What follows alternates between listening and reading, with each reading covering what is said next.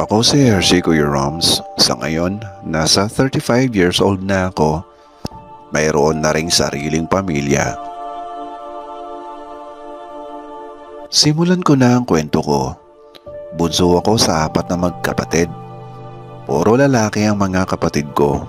Nag-iisang babae lamang ako, kaya lumaki akong spoiled sa daddy ko. Binibigay niya ang lahat ng gusto ko. May magandang trabaho ang daddy ko at ang mami ko. Kaya maganda naman ang klase ng buhay na mayroon kami. Hindi naman kami masyadong mayaman, pero naibibigay ng mga magulang namin ang mga pangangailangan namin. Kung minsan sobra pa at hindi naman kami nawawalan. Aktibo ako sa mga activities sa school. Madalas akong sumali sa mga beauty contest at miyembro din ako ng cheering squad ng aming university. Marami ang nagkakagustong mga lalaki sa akin, pero wala akong time para mag-boyfriend. Dahil mas gusto kong pag-aaral muna ang unahin ko. Gusto kong matupad ang pangarap ko. Gusto kong makatapos ng college. Kaya tuwang-tuwa naman sina daddy at mami sa akin. Sobra silang proud sa akin. Hanggang dumating na yung mga panahon na nagkaroon na ng asawa at nagkapamilya na ang mga kuya ko. Kaya ako na lamang mag-isa ang naiiwan sa bahay kasama sina daddy at mami. Pero noong nasa second year college na ako, isang trahedya ang nangyari sa buhay namin. Naaksidente ang sinasakyang kotse ni na mami at daddy. Maswerte namang nakaligtas si mami, pero si daddy ay binawian siya ng buhay. Sobrang sakit sa akin ang nangyaring pagkawala sa buhay namin si daddy.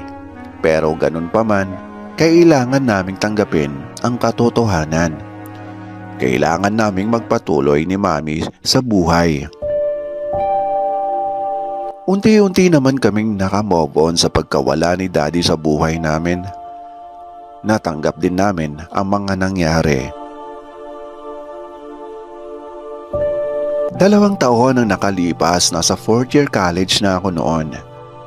Nagulat na lamang ako nang umuwi si mami sa bahay na may kasamang lalaki. Kaagad naman niya itong ipinakilala sa akin. Siya si Troy, gym instructor siya. Nakilala siya ni mami 1 taon na nakalipas nang magsimula siyang mag-enroll sa isang gym na malapit lamang sa opisinang pinapasukan niya. Halos kalahati ang agwat ng edad ni Troy kay mami. Nasa late 50s na rin si mami, pero sexy at maganda pa rin talaga siya. Kaya hindi naman ako nagtataka kung may lalaking magkakagusto pa sa kanya. Maganda ang katawan ni Troy. Napansin ko rin kaagad ang itsura niya. Gwapo at matangkad, kaya wala akong tiwala sa kanya. Mukhang lolokohin niya lang si mami. Ganun pa man, hindi ako pwedeng pakialaman si mami, lalo na at nakikita kong masaya siya. Wala akong magawa kundi ang magpaalala kay mami na mag-iingat dahil baka saktan lang siya ni Troy. Every weekend pumupunta si Troy sa bahay. Minsan hinihintay siya ni mami, minsan sabay sila. Habang tumatagal, napapansin kong mabait naman pala si Troy. Siguro nahahalata niyang medyo ilang ako sa kanya, kaya ginagawa niya rin ang lahat para maging okay siya sa akin. Kapag may time, sinasama nila ako sa mga lakad nila ni mami. Mall, manood ng sine, at out of town. Kaya naman, naging panatag na ang loob ko kay Tito Troy. Hanggang dumating ang time na magkaroon kami ni Tito ng panahon sa isa't isa nang wala si mami. Out of town si mami noon para sa team building ng company na pinapasukan niya. Hindi nakasama si Tito Troy dahil hindi naman siya pwede. 3 araw na mawawala si mami sa amin. At dahil weekend noon, inaasahan ko nang pupunta si Tito Troy sa bahay at sinabihan din siya ni Mami na samahan ako. Sanay naman na ako kay Tito dahil every weekend sa bahay talaga siya natutulog. 7 p.m. na ako dumating noon sa bahay galing sa practice ng cheerleading at nadatnan ko si Tito na nakapagluto na at nakahanda na ang hapunan. Natuwa naman ako sa kanya. Habang kumakain ay nagkukwentuhan kami. Dito na siya nagtanong sa akin ng medyo personal dahil wala si Mami. Sabi niya, "Bakit hindi ka pa mag-boyfriend, Hershey?" Sabi ko kay Tito, "Ayaw ko pa, Tito. Sayang naman daw ang ganda ko. Pwede naman na daw ako mag-boyfriend." Habang nag-uusap kami ni Tito Troy ay nararamdaman kong iba ang titig niya sa akin. Nanibago ako siguro dahil wala si Mami kaya siguro ganun na lamang siya kung tingnan ako. Pero hindi ako sanay sa ikinikilos ni Tito. Hanggang natapos na kaming kumain, umakyat na ako sa kwarto ko para magpahinga na. Nag-shower na rin ako kagaya ng nakasanayan ko ng gawin tuwing gabi. Nagpaalam na rin ako kay Tito na matutulog na ako. Pero naalimpungatan ako nang may kumatok sa pinto. Napatingin ako sa oras, 10:30 na ng gabi. Inis akong lumapit sa pinto, alam kong si Tito ang kumakatok. Maraan ko itong binuksan at kalahati. Sapat para makita ko siya. Tinanong ko siya kung bakit siya kumakatok. Sabi niya, hindi daw siya makatulog. Hindi siya sanay nang wala si Mami. "Tito, nakatulog na ako, istorbo ka." Inis kong salita kay Tito. Makulit si Tito. Sabi niya usap lang kami hanggang antukin daw siya. Pinagbigyan ko na si Tito. Nakaupo siya sa gilid ng kama at ako naman ay nakahiga. Sa sobrang antok ko, hindi ko na iniintindi ang mga sinasabi niya sa akin hanggang makatulog na ako. Pero muli akong nagising nang naramdaman kong may dumampi sa labi ko. Mainit kaya nagising ako at nakita ko si Tito Troy na nasa harapan ko. Nagulat ako pero hindi ko nagawang lumayo sa kanya. Ewan ko ba, nagustuhan ko ang ginawa ni Tito sa akin. Inulit niya ang ginawa niya at hinayaan ko na lamang siya. Hindi ko maintindihan ang sarili ko. Wala akong lakas para tumanggi. Kaya nagtuloy-tuloy si Tito Troy sa ginagawa niya. Hanggang sa tuluyan na akong nagpaubaya sa kanya. Ipinaubaya ko na ang lahat kay Tito. Nagustuhan ko ang ginawa niya. Natapos si Tito, natapos na din ako. Nagising akong magkatabi kami. Punong-puno ng bahid ng kaligayahan ang aking katawan. Hanggang sumagi sa isip ko na hindi tama ang ginawa namin ni Tito. Nakatitig ako sa kanya habang natutulog. Bumangon na ako at tumuloy sa bathroom. Sinabon ko ng gusto ang katawan ko nang matapos ako, pakiramdam ko. Malinis na uli ako. Gising na rin pala si Tito Troy, nakatitig siyang nakangiti sa akin. Nagpaalam na ako sa kanya dahil may practice pa kami ng cheering sa school. Nang pagdating sa school, hindi naman ako makafocus sa ginagawa ko. Naalala ko ang ginawa ni Tito Troy. Kaagad akong nagpaalam sa mga kasama ko, nagdahilan akong masama ang pakiramdam ko. Nagmadali akong sumakay ng taxi para mabilis na makarating sa bahay at wala pang kalahating oras, nakarating ako sa bahay namin.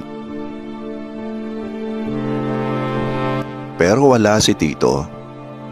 Nalungkot ako. Tiningnan ko siya sa kwarto pero wala talaga siya. Napaupo na lamang ako sa sofa at nanood ng TV. Maya-maya dumating na si Tito. Pakiramdam ko na miss ko siya. Kaagad naman siyang lumapit sa akin at niyakap ako at hinalikan.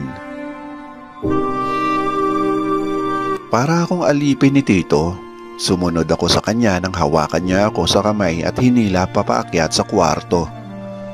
At doon, muli na naman kaming naglaro ni Tito Troy. Pinalasap niya sa akin ang masayang laro. Makalipas ang 3 araw galing ako sa school. Nagmamadali akong umuwi sa bahay dahil pakiramdam ko na miss ko si Tito.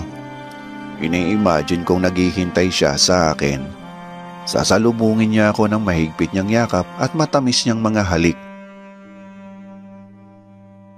Pero napalitan ng lungkot ang excitement ko nang hindi si Tito Troy ang nadatnan ko sa bahay, kundi si Mami. Kaagad ako niyakap ni Mami. Namiss niya ako. Niyakap ko rin siya.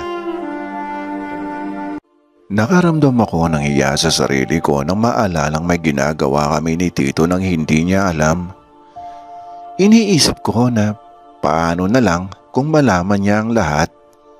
Ano ang mararamdaman niya? Balik kaming 3 sa dati. Kung lalabas man, magkasama kami. Kung matutulog naman sa bahay si Tito, ay sa kwarto ni Mami siya natutulog. Kaya kahit gusto kong yakapin si Tito, ay hindi ko magawa. Hanggang isang weekend, pasimple akong kinausap ni Tito. Sabi niya, maghanda daw ako ngayong gabi. Kapag tulog na daw si Mami, papasok siya sa kwarto ko. Natakot ako na baka mahuli kami ni Mami. Pero nanaig pa rin ang pagkagusto ko sa gagawin ni Tito sa akin. At yun nga, habang tahimik ang gabi sa kwarto ko, naghihintay ako kay Tito. Hindi ako mapalagay. Hanggang nagbukas na nga ang pintuan ng kwarto na sinadya kong hindi ilak para madaling makapasok si Tito. Muli na naman akong sumaya sa piling ni Tito. Kaya nagpatuloy kami ni Tito sa ganitong setup. Palihim siyang pumapasok sa kwarto ko tuwing gabi. Hanggang dumating na nga ang araw na matitigil na ang kalokohan namin ni Tito. Habang nasa kasarapan kami ng paglalaro ni Tito Troy, ay biglang pumasok si Mami at nahuli niya kaming dalawa ni Tito. Galit na galit si Mami sa akin at kay Tito. Ramdam kong nasaktan siya ng gusto. Hindi ko malaman kung ano ang gagawin ko. Habang awat at yakap ni Tito Troy, si Mami. Sa sobrang galit ni Mami sa akin, pinalayas niya ako sa bahay. Wala akong magawa, mas pinili niya si Tito Troy.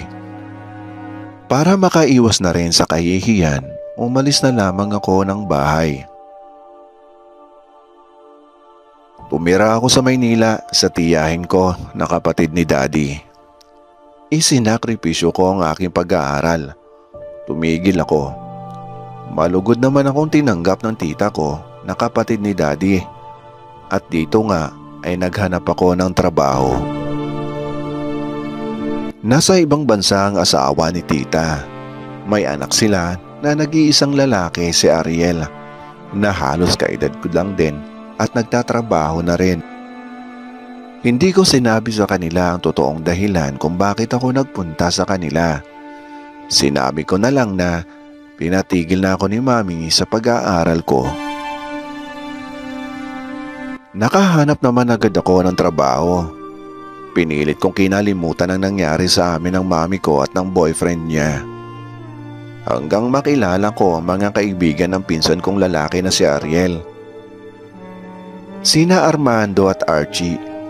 Padala silang nasa bahay ng tita ko kapag weekend. Kahit weekdays basta nasa bahay lamang si Ariel, naging kaibigan ko na rin silang dalawa. Madalas nilang libangan ay ang tumugtog ng gitara at kumanta. Magaling mag-gitara si Arman at magaling din naman kumanta si Archie. Katagalan nanligaw sa akin si Arman. Dahil gusto ko rin naman siya, sinagot ko na siya at nagkaroon kami ng relasyon. Ang hindi ko alam ay may gusto rin pala sa akin si Archie. Nagtapat siya ng pag-ibig sa akin kahit alam niyang boyfriend ko na si Arman. Dahil sabi niya, hindi naman daw seryoso sa akin si Arman. Hindi daw totoong mahal ako ni Arman. Hindi ako naniwala kay Archie. Nagpatuloy kami ni Arman hanggang sa may nangyari na sa aming dalawa. Makalipas ang ilang buwan, nabuntis ako ni Arman. Napilitan akong tumigil sa trabaho ko. Pinakisamahan ako ni Arman. Umupa kami ng bahay at nagsama kaming dalawa. Pero madalas ang pag-aaway namin dahil naging irresponsable siyang asawa. Si Archie ang madalas kong takbuhan kapag nag-aaway kami ni Arman. Hanggang sa mga anak na ako ay dito ko nakitang sumeryoso si Arman. Kinausap niya ako na mag-a-abroad daw siya para magtrabaho para sa kinabukasan ng anak namin. Nang pabinyagan namin ang anak namin ay kinuha naming ninong si Archie. At tinutuon naman ni Arman ang pangako niya. 2 buwan matapos mabinyagan ang anak namin ay nakaalis na si Arman papunta ng UAE para magtrabaho. Pero makalipas ang ilang buwan, wala akong natanggap na balita mula kay Arman. Walang tawag sa akin para kamustahin kami ng anak ko. Kaya nahihirapan ako sa pang-araw-araw namin dahil wala naman akong trabaho. Mabuti na lamang parating nasa tabi ko si Archie. Siya ang tumulong sa akin habang wala si Arman at hindi ko malaman kung ano na ang nangyari sa kanya. Lumipas ang maraming buwan na hulog ang loob ko kay Archie. Naging mabuti sa amin si Archie. Lahat ng mga responsibilidad ni Arman ay si Archie ang gumawa. Kaya tuluyan ko na siyang nakalimutan si Arman. Makalipas ang 1 taon, nakatanggap ako ng tawag mula kay Mami. Humihingi siya ng tawad sa nagawa niyang pagpapalaya sa akin. Humingi rin ako ng tawad sa nagawa kong kasalanan sa kanya. Iniwan din siya ni Tito Troy dahil sa may nakilala itong babae na mas bata kaysa sa kanya. Bumalik ako kay Mami. Kasama ko si Archie at ang anak namin. Maraming salamat, Kuya Roms.